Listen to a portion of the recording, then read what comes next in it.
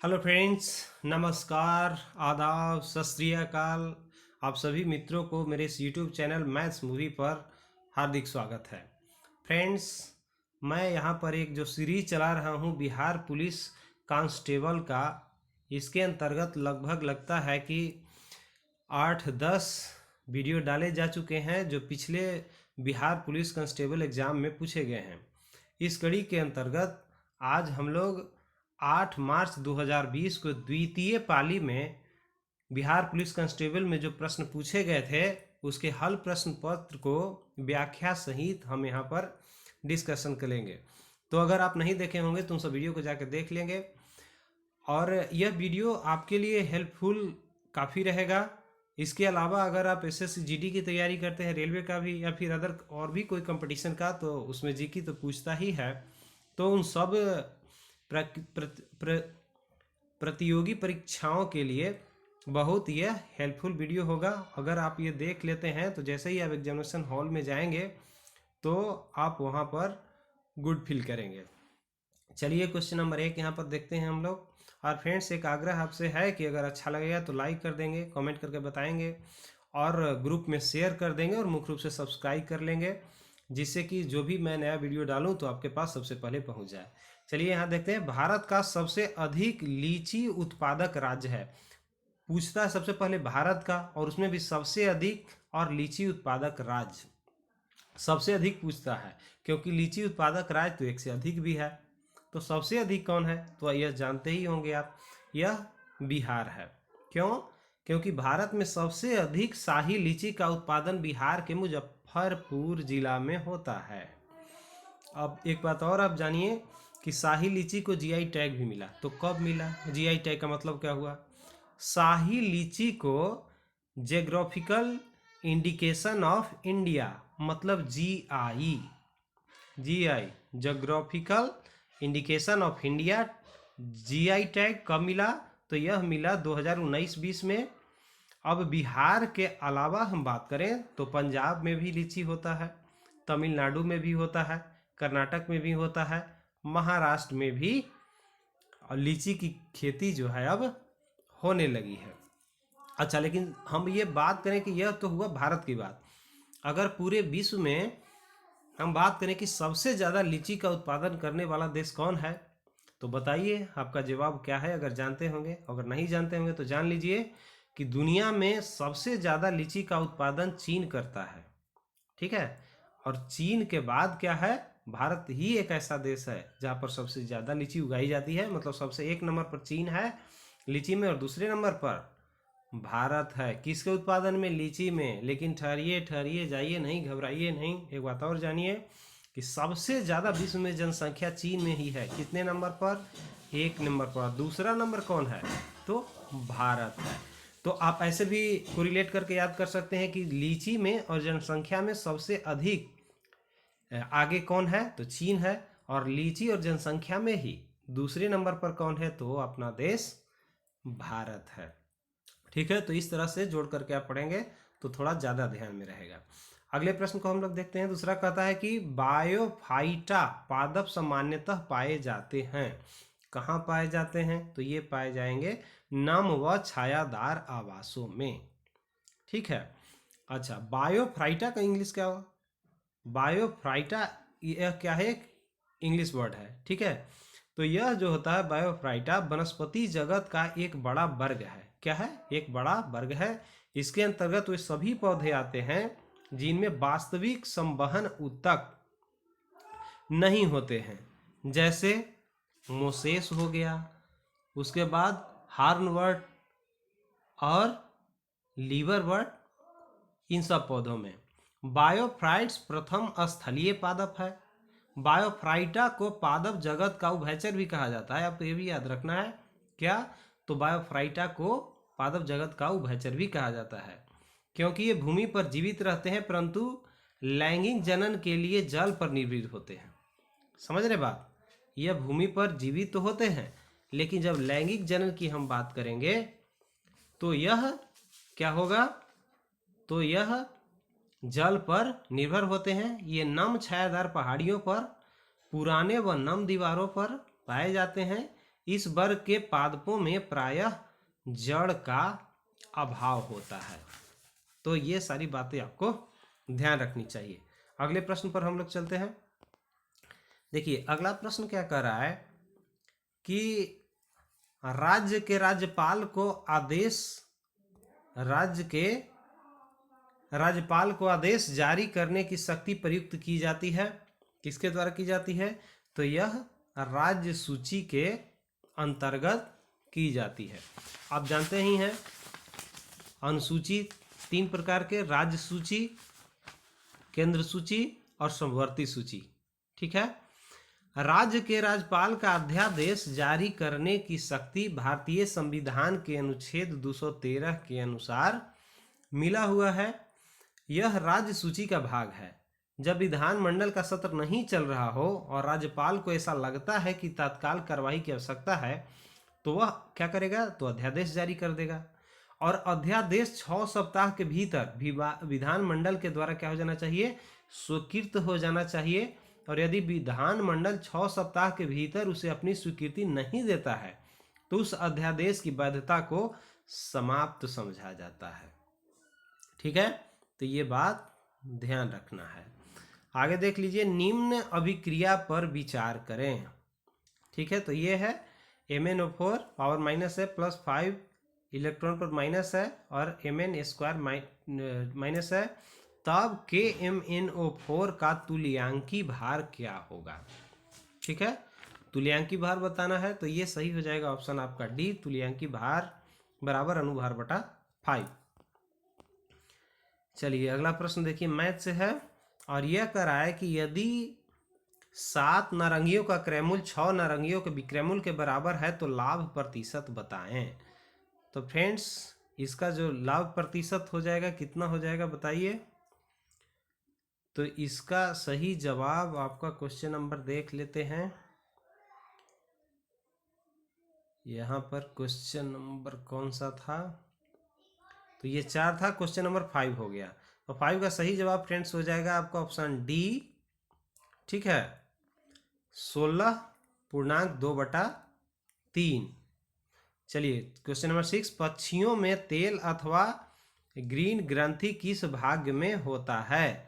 तो इसका सही जवाब आपका हो जाएगा फ्रेंड्स ए, पूरे शरीर पर, पूरे शरीर पर। अच्छा 7 क्वेश्चन नंबर देखिए, ये कहता है अंतः श्वसन तभी होता है जब वायुमंडलीय दाब से फेफड़ों के दाब हो। क्या होना चाहिए बताइए? कम, ज़्यादा? तो ये फ्रेंड्स कम होना चाहिए। ठीक, अब आगे चलते हैं हम लोग क्वेश्चन नंबर 8। यहाँ देखिए क्या कह रहा है, प्रश्न पूछता है कि निम्नलिखित में से दक्षिण भारत की सबसे ऊंची चोटी कौन है? अब देखिए दक्षिण भारत, K2 मत लगाइएगा क्योंकि यह तो उत्तर भारत में है। यहाँ पर दक्षिण भारत की कर रहा है बात, तो यह हो जाएगा अनाईमुडी। क्या हो जाएगा? अनाईमुडी। अब क्यों? अनाईमुडी भारत के पश्चिमी घाट के पर्वतमाला का एक पर्वत है। यह नीलगिरी पर्वत श्रृंखला में ही अन्नामलाई पर्वत श्रृंखला स्थित है, जिसकी सबसे ऊंची चोटी का नाम अनाईमुडी है। इसकी ऊंचाई 2695 मीटर है। यह दक्षिण भारत का सबसे ऊंची चोटी, यह केरल के इडुक्की जिले में स्थित है। तो ये सारी बात आपको ध्यान रखना है। अगर जनरली पूछा जाता भारत में तब तो यह जाता K2 हो जाता, गॉडविन ऑस्टिन। अगला प्रश्न देखिए, सूती वस्त्र के साक्ष्य प्राप्त हुए हैं। कहाँ से प्राप्त हुए हैं? तो ये होगा आपको मोहेंजोदड़ो से। ठीक है, मोहेंजोदड़ो से सूती वस्त्रों के साक्ष्य प्राप्त हुए हैं। आगे चलिए question, replace the underline part of sentence with one word from the given option. It is liable to each fire easily. इसका कहता है कि सही जवाब क्या होगा? तो यह फ्रेंड्स हो जाएगा ऑप्शन सी, इनफ्लेमेबल। अगला प्रश्न देखते हैं हम लोग, निम्न कार्बोक्सिलिक अम्लों को उनके अम्लीय क्षमता के घटते हुए क्रम में लिखिए। घटते हुए क्रम में कौन सा हो जाएगा? तो इसका ऑप्शन देख लीजिए किस प्रकार से है। 4 ऑप्शन दिए गए हैं और इसके अनुसार सही जवाब हो जाएगा ऑप्शन सी। पहले 3 होगा, फिर उससे बड़ा 4, फिर 1 मतलब यह जो ऑप्शन सी हो गया आपका क्वेश्चन नंबर 11 का, यह सही होगा। ठीक है, ये गड़बड़ दे दिया है, ये इस तरह से होगा, ठीक, बड़ा होगा। आगे प्रश्न देख लीजिए, रामचंद्र शुक्ल द्वारा रचित कविता परख का निबंध का मूल भाव क्या है? परख का मूल भाव क्या हो जाएगा? तो आपका 12 का सी ऑप्शन हो जाएगा, कविता का मूल्यांकन करना। ठीक है, अब चलिए, जय पुष्टिकरण के लिए, ये जो खाली स्थान है के लिए पादप प्रजनन क्या होगा? तो इसका सही जवाब हो जाएगा ऑप्शन सी, उन्नत खाद गुणवत्ता। अगले प्रश्न देखिए, फिर इंग्लिश से ही है, तो इसमें कहता है choose the correct tense of verb from the given option. They blank स्थान है the radio all evening. Friends, इसका सही जवाब हो जाएगा option B, they were listening to the radio all evening. अगले प्रश्न, बिहार में 2011 की जनगणना के अनुसार सर्वाधिक जनसंख्या घनत्व वाला जिला पूछ रहा है। सर्वाधिक जनसंख्या घनत्व वाला जिला पूछ रहा है, तो इसका सही जवाब आपको हो जाएगा शिवहर। ठीक है, क्या हो जाएगा? शिवहर हो जाएगा। बिहार भारत का सबसे अधिक घनत्व वाला राज्य है। ठीक है, सबसे अधिक घनत्व भारत में किसका है? तो बिहार का। कितना है? तो 1106 व्यक्ति प्रति किलोमीटर है। वहीं बिहार का शिवहर जिला की बात करें तो यहाँ की जनसंख्या का घनत्व 1880 व्यक्ति प्रति किलोमीटर है, जो देश में नंबर 1 जिला है। पूरे देश की बात करें तो सबसे ज़्यादा घनत्व किस जिले में है? शिवहर में। और पूरे देश में बात करें कि किस राज्य में सबसे ज़्यादा घनत्व है, तो वह है बिहार में। ठीक है, तो इसे एक्स्ट्रा क्वेश्चन जो मैं आपको एक्सप्लेन करता हूँ उसको ध्यान से सुनिएगा, जिससे एक से ज़्यादा क्वेश्चन को हल करने में आपको मदद मिलेगा। चलिए यहाँ देख लेते हैं हम लोग। कह रहा है कि 10⁻n-1 सदैव 11 से विभाजित होता है जब, अब ये कब होगा? तो इसके लिए n एक सम संख्या होगा तब होगा। निम्न में से कौन सा योगात्मक बहुलक है? तो फ्रेंड्स, इसका सही जवाब हो जाएगा ए, नायलॉन 66। अगला प्रश्न हम लोग देखते हैं यहाँ पर, क्वेश्चन नंबर 18 कहता है निम्नलिखित में कौन से वृक्ष में अपस्थानिक मूल पाई जाती है? तो यह पाया जाएगा बरगद के वृक्ष में। अपस्थानिक कहाँ जाएगा? तो बरगद के वृक्ष में।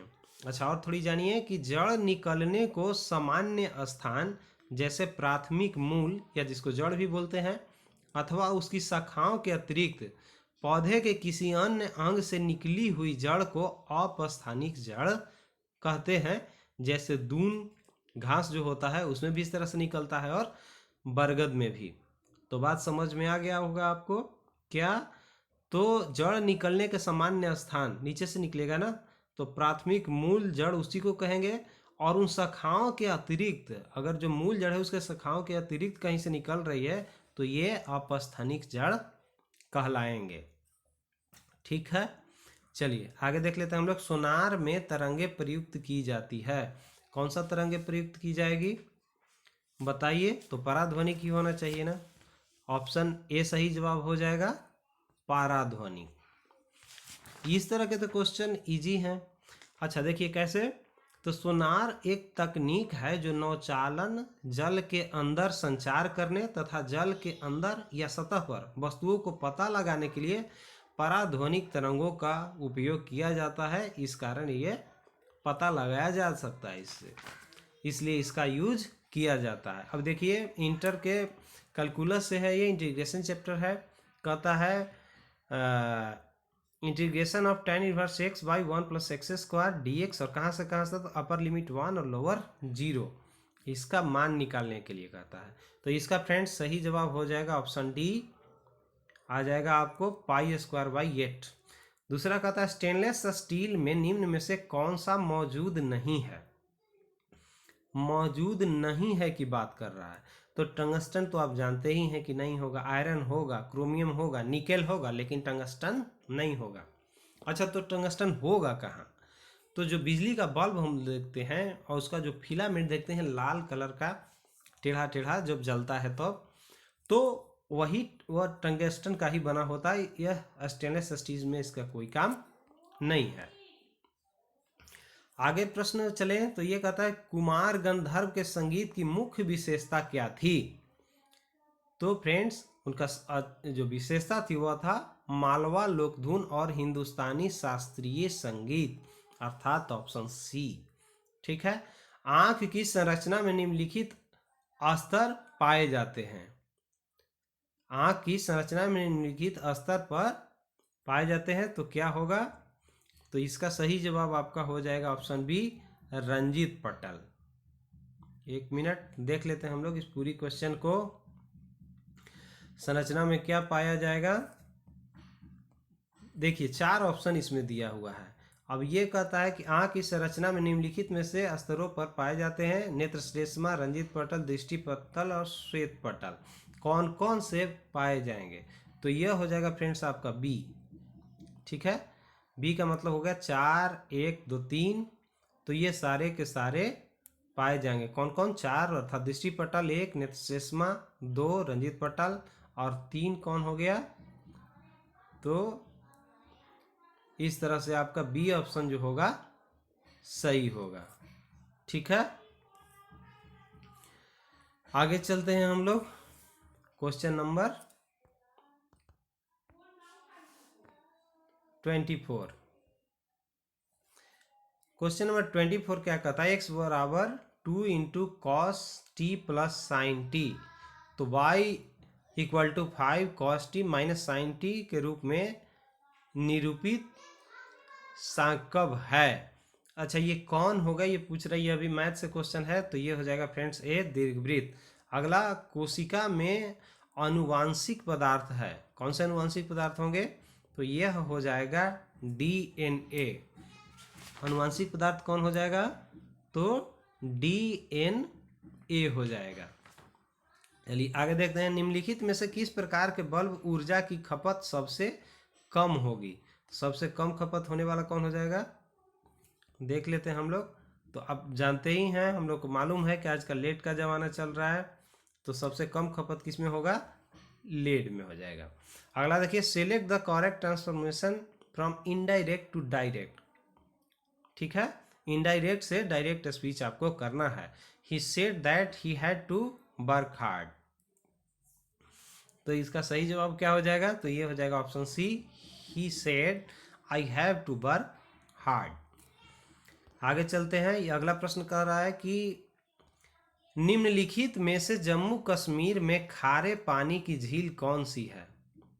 ठीक है, खारे पानी की झील कौन सी है, तो यह फ्रेंड्स आप जानते ही होंगे, डल झील हो जाएगा, या डल झील हो जाएगा। आगे हम लोग देखेंगे कौन सा है, तो ये क्वेश्चन नंबर 29 है। कह रहा है भारत में वन्यजीव संरक्षण अधिनियम जिस वर्ष लागू हुआ, किस वर्ष लागू हुआ था, तो यह हुआ था 1972 में। ठीक है, वन्यजीव संरक्षण अधिनियम। खाली स्थान है वह पादप जिसमें बीज फलों के भीतर होते हैं, उसको क्या कहा जाता है, मतलब वैसे पादप जिनके बीज क्या होंगे, फल के भीतर में होंगे, तो ऐसे पादप को कहा जाता है एंजियोस्पर्म। ठीक है, आगे देखिए, किसको ग्लूकोज के साथ गर्म करने पर रजत दर्पण बनता है। ठीक है, तो यह हो जाएगा फ्रेंड्स आपका डी, टॉलेन अभिकर्मक को, टॉलेन अभिकर्मक को। आगे चलते हैं, transform the following sentence into interrogative sentence from the option that follow, nobody believes a liar. अब इसका सही जवाब बोलता है क्या होगा, तो इसका सही जवाब फ्रेंड्स हो जाएगा ऑप्शन सी। क्या है, तो यह हो जाएगा आपका do you believe A lawyer. आगे देखते हैं, भार का ईसाई मात्रक क्या है। वेरी इजी क्वेश्चन है, तो इसका सही जवाब हो जाएगा न्यूटन। चलिए आगे हम लोग देख लेते हैं कौन सा प्रश्न रहेगा। अब है क्वेश्चन नंबर 34। क्वेश्चन नंबर 34 क्या कह रहा है, राम तजूपे गुरु विसारो, गुरु के सम हरि को न निहारो। उपयुक्त पंक्ति में किसको महत्व दिया गया है, तो यह महत्व दिया गया है हरि को। निम्नलिखित में से कौन सा चित्र लियोनार्डो द विंची द्वारा नहीं बनाया गया है? तो लास्ट सफर है ही, मोनालिसा भी है, और इसके साथ साथ आपको ये वर्जिन ऑफ रॉक्स भी है, तो ये लास्ट जजमेंट नहीं है। ठीक है, लास्ट जजमेंट नहीं है। चलिए आगे हम लोग देखते हैं। अच्छा, ये जानिए कि लास्ट जो जजमेंट है यह किसकी कृति है? तो यह फ्रेंड्स माइकल एंजेलो की कृति है, माइकल एंजेलो की, यह भी याद रखिएगा। Choose the correct translation of the following sentence. Mahatma Gandhi adopted the path of non violence. इसका करेक्ट ट्रांसलेट हिंदी में कीजिए, तो यह क्या हो जाएगा? यह तो इजी क्वेश्चन है, इसमें तो कोई बहुत भारी नहीं है, बताइए आप लोग, कमेंट कीजिए। ये हो जाएगा महात्मा गांधी ने हिंसा का मार्ग अपनाया। आगे देखिए, जल विश्लेषण पर स्टार्च देता है, तो क्या देता है? यह हो जाएगा ग्लूकोज। ठीक है, क्या देगा? ग्लूकोज, ऑप्शन डी सही हो जाएगा। यहाँ पर देखिए फिर मैथ से क्वेश्चन आ गया। एक वास्तविक फलन एफ एक्स बराबर एक्स यदि x greater than equal to 0 and x square यदि एक्स इज लेस देन 0 तो क्या होगा? ठीक है, तो इसका फ्रेंड सही जवाब हो जाएगा ऑप्शन सी, प्रत्येक बिंदु पर संसत है, कंटिन्यूअस है कहने का अर्थ। आगे देखिए, ये कह रहा है कि select the option that means the same as the given item to split hair. इसका सही जवाब क्या हो जाएगा? तो ये हो जाएगा option C, to engage is discussion irrelevant details. दिए गए शब्द के पर्यायवाची शब्द का चयन करें। अच्छा, रावण शब्द का पर्यायवाची आपको चयन करना है, पर्यायवाची शब्द, तो ये तो इजी हो गया ना। 40 का क्या हो जाएगा? डी, दशानन। जानते हैं हम लोग 10 आनंद वाला अर्थात 10 सिर वाला रावण को ही कहा जाता है। बल का विमीय समीकरण बताएं आप, तो इसका जवाब सही हो जाएगा आपको ऑप्शन सी, जो कि यहां दिख नहीं रहा है, यहां देख लीजिए आप, यह हो जाएगा ऑप्शन सी, अर्थात F equal to m to the power 1 l to the power 1 और t टू द पावर -2। चलिए आगे चलिए, निम्नलिखित में से कौन सी पुस्तक तिलक द्वारा लिखी गई है? क्या है? तिलक ने लिखी है। कौन सा पुस्तक लिखी है बताइए? मालूम है जेल में लिखे थे, गीता रहस्य। गीता रहस्य पुस्तक इसके द्वारा, तिलक के द्वारा कहाँ लिखी गई थी? जेल में।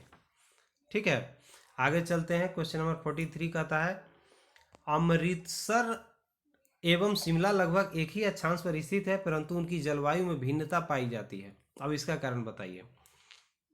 दोनों एक ही अक्षांश पर होने के बाद भी जलवायु में भिन्नता क्यों है?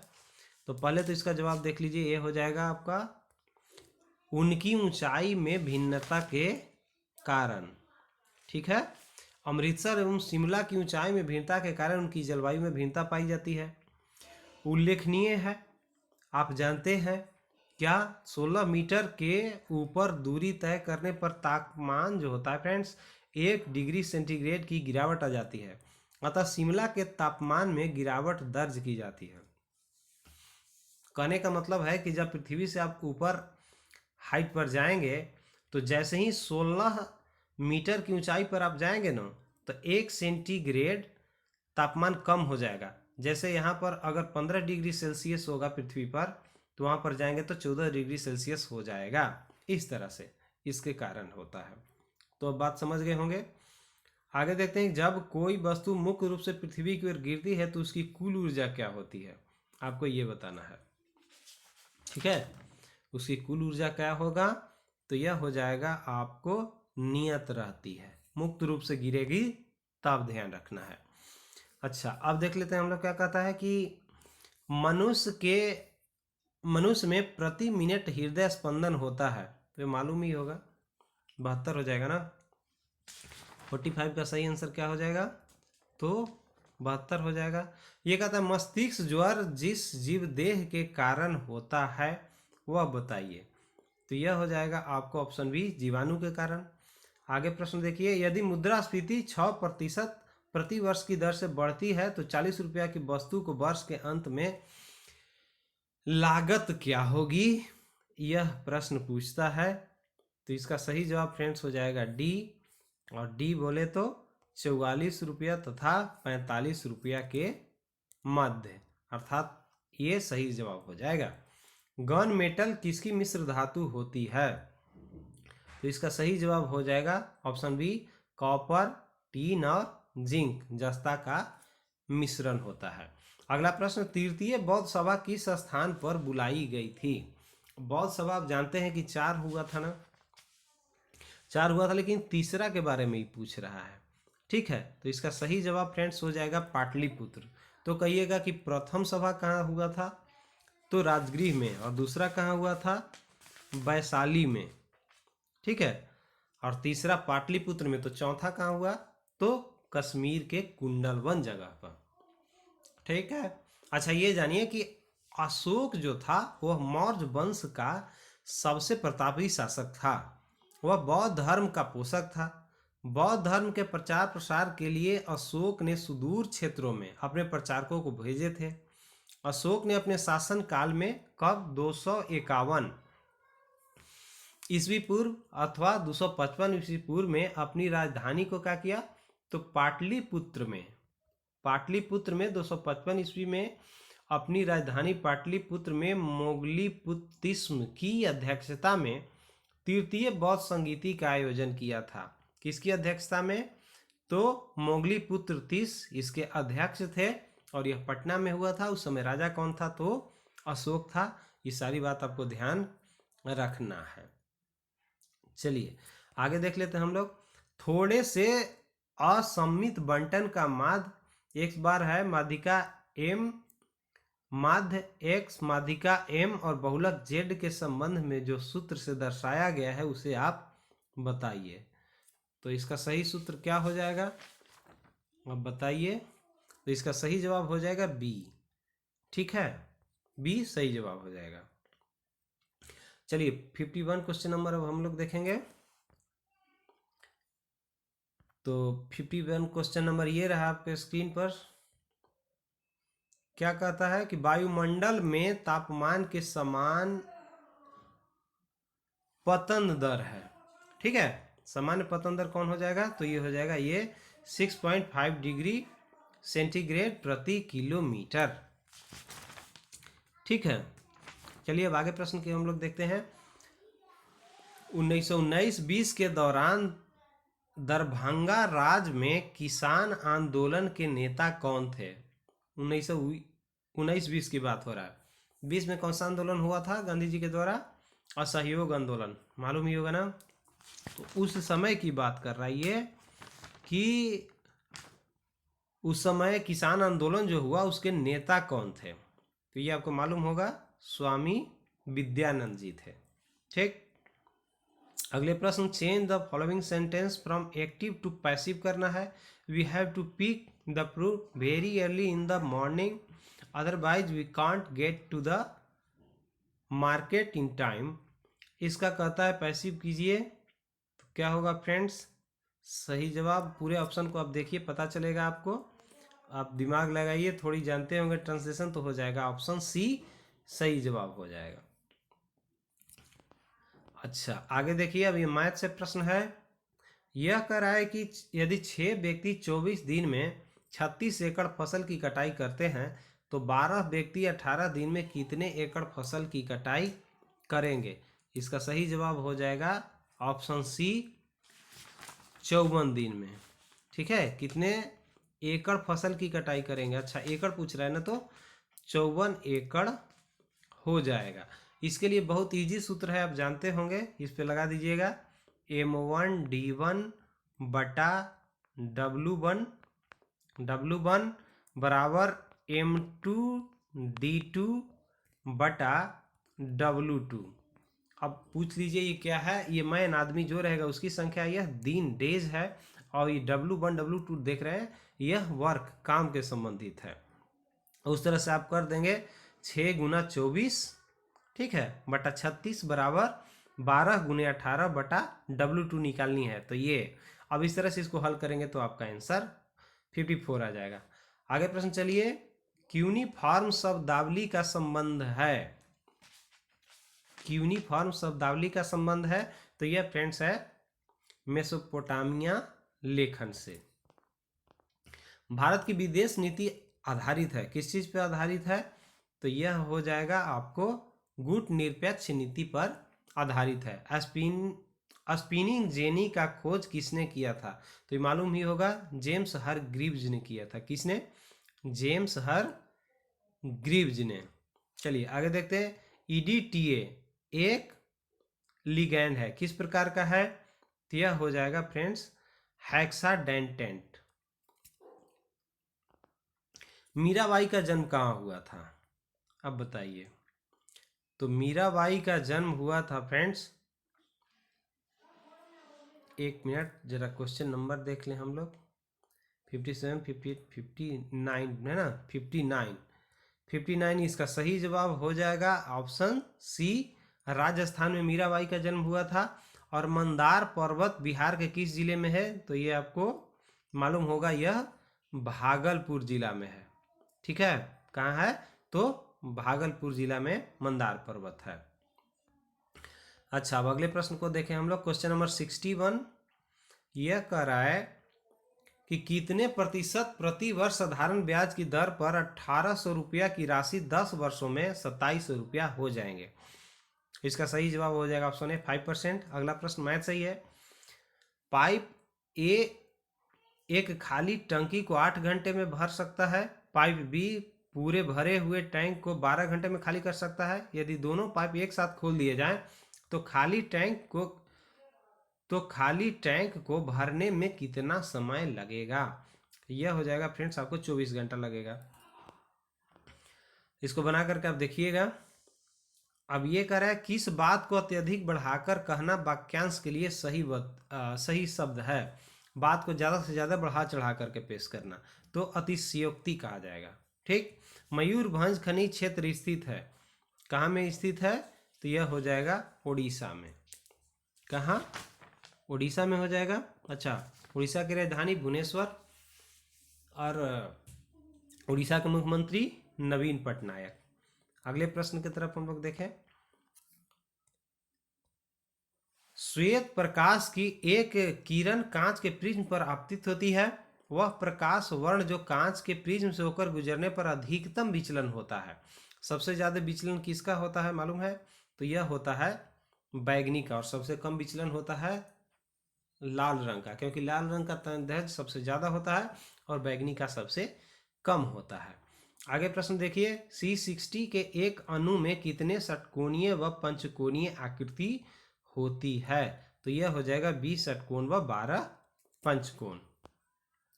चलिए फिर एक मैथ से प्रश्न आ गया सामने। अब देखिए 67 क्या कह रहा है कि दो कारें एक स्थान से एक समय पर एक ही दिशा में क्रमशः 70 किलोमीटर प्रति घंटा और 60 किलोमीटर प्रति घंटा की चाल से रवाना होती है, तो 6 घंटे बाद उन दोनों कारों के बीच की दूरी क्या होगी? तो फ्रेंड्स इसका सही जवाब हो जाएगा 60 किलोमीटर। अगला प्रश्न देखिए हम लोग, कहता है, ये कह रहा है कि निम्न में से कौन सा कथन भारतीय संविधान के प्रस्तावना से संबंध नहीं रखता है? नहीं वाला बहुत डेंजर होता है, इसको आप जरूर ध्यान रखेंगे।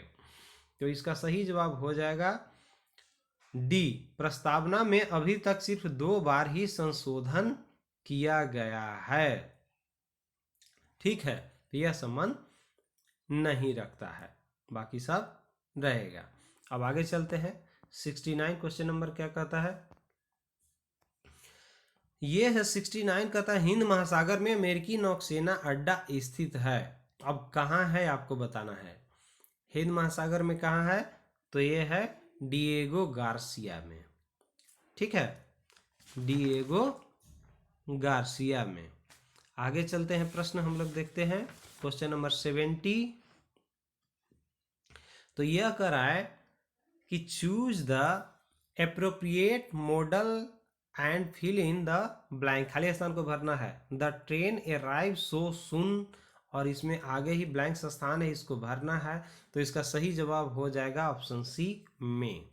मानव त्वचा का अध्ययन करने वाले विज्ञान का क्या कहलाता है? तो आप जानते ही हैं, डर्मेटोलॉजी कहलाएगा ना, बिल्कुल कहलाएगा।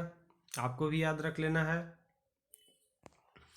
आगे चलिए, क्वेश्चन नंबर 72 कह रहा है यदि sine theta plus cos theta equal to P तथा sec theta plus cosec theta equal to Q, तो Q into P square minus 1 का मान ज्ञात करें। जब इसको आप हल करेंगे तो पाएंगे 2p आएगा।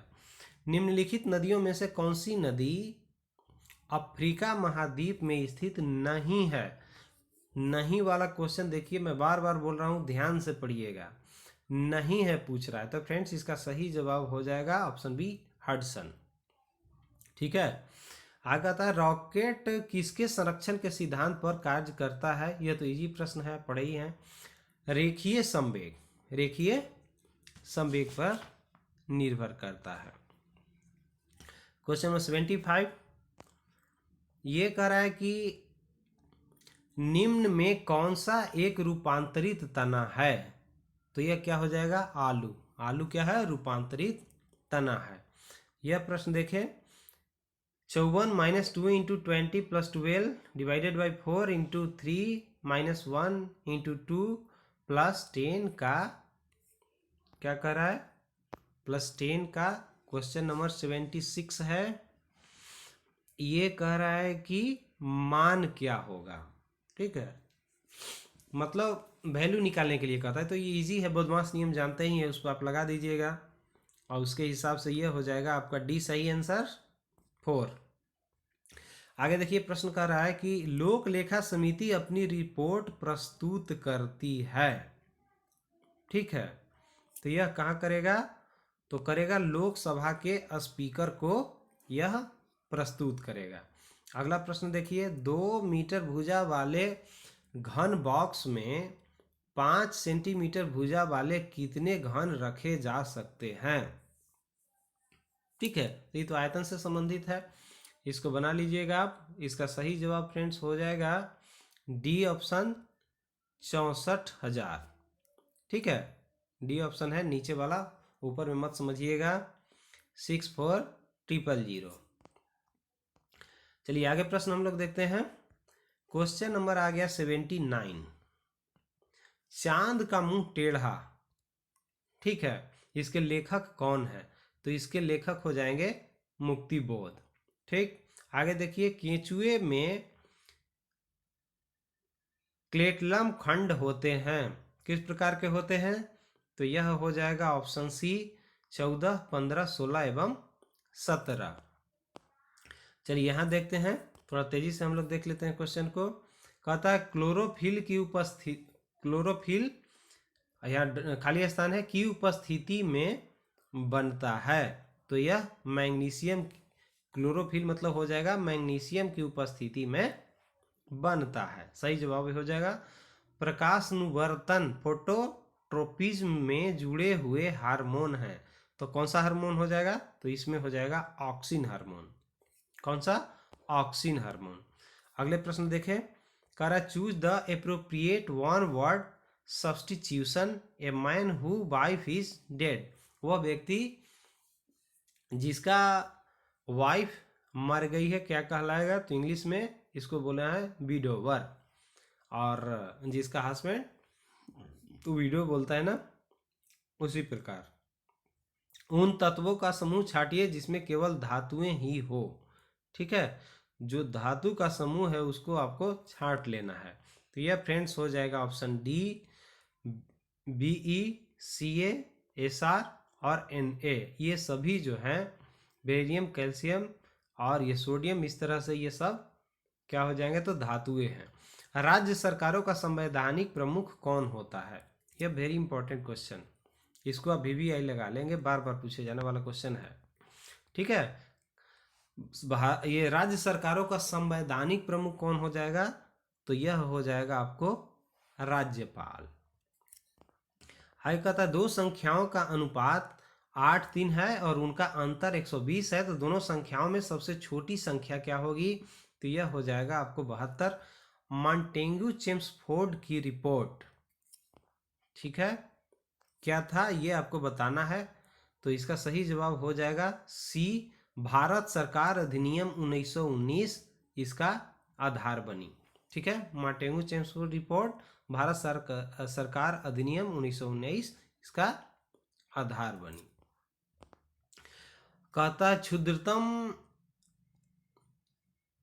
एंजियोस्पर्म है, किस प्रकार का है, तो यह हो जाएगा बोल्फिया। ठीक है, अब आगे प्रश्न देखिए। आगे प्रश्न यहाँ पर हम लोग देखेंगे क्वेश्चन नंबर 89। कह रहा है कि पिछले कुछ वर्षों में अर्थव्यवस्था के किस क्षेत्र में बिहार में सबसे तेजी से विकास दर्ज किया गया है, तो यह किया गया है फ्रेंड्स विनिर्माण में। आनुवांशिकता के जनक कौन है, जानते ही हैं, ग्रेगर मेंडल साहब थे। ठीक है, मटर के पौधे पर ये किए थे अपना रिसर्च। किस अनुच्छेद के अनुसार भारत के राष्ट्रपति द्वारा राष्ट्रीय आपातकाल की घोषणा की जा सकती है, तो यह हो जाएगा 352 के अनुसार जो है राष्ट्रपति राष्ट्रीय आपातकाल की घोषणा कर सकते हैं। ठीक, अब आगे प्रश्न पर चले। भारत के संविधान में चुनाव प्रणाली का प्रावधान किन अनुच्छेदों में किया गया है, चुनाव प्रणाली किन अनुच्छेद में किया गया है, तो यह हो जाएगा ऑप्शन बी आपका, अनुच्छेद 324 से 329 में। अगला प्रश्न हम लोग देखें, select the antonym of the given word genuine, इसका आपको एंटोनिम बताना है, मतलब उल्टा शब्द। ठीक है, तो ये उल्टा शब्द कौन सा हो जाएगा, तो आपको फॉल्स हो जाएगा, जेन्युइन का उल्टा false. Select the correctly spelled word, सही चुनना है, तो इसका सही जवाब आपको हो जाएगा ऑप्शन सी। और ये 95 क्वेश्चन नंबर मैथ से है। 2500 रुपया अंकित मूल्य वाली एक शर्ट 2200 रुपया में मिल रही है, तो कितने प्रतिशत की छूट हुआ, यह तो इजी क्वेश्चन है, इसका सही जवाब 12%। पौधे जो नमक युक्त मिट्टी में उगते हैं उसको क्या कहते हैं, तो उसको फ्रेंड्स कहते हैं हैलोफाइट। क्या कहते हैं, हैलोफाइट कहते हैं। संवहनी पौधा में पानी किससे ऊपर जाता है, बताइए किससे जाएगा, तो यह जाएगा जाइलम टिश्यू से ऊपर जाएगा। 98 कहता है आरएनए का मुख्य कार्य क्या है, आरएनए का मुख्य कार्य प्रोटीन का संश्लेषण होता है। ठीक है, अब यहाँ पर एक और प्रश्न देखिए, कहता है राज्यसभा में होते हैं, तो बाकी के क्वेश्चन तो यहाँ पर नहीं है, तो आप जान लीजिए इसमें सदस्यों की संख्या 250 होता है, अर्थात 250, जिसमें 12 सदस्य राष्ट्रपति के द्वारा मनोनीत किए जाते हैं। ठीक है फ्रेंड, तो आज का ये अंतिम प्रश्न था, बताइएगा कैसा लगा आपको। बहुत बहुत धन्यवाद, थैंक यू वेरी मच।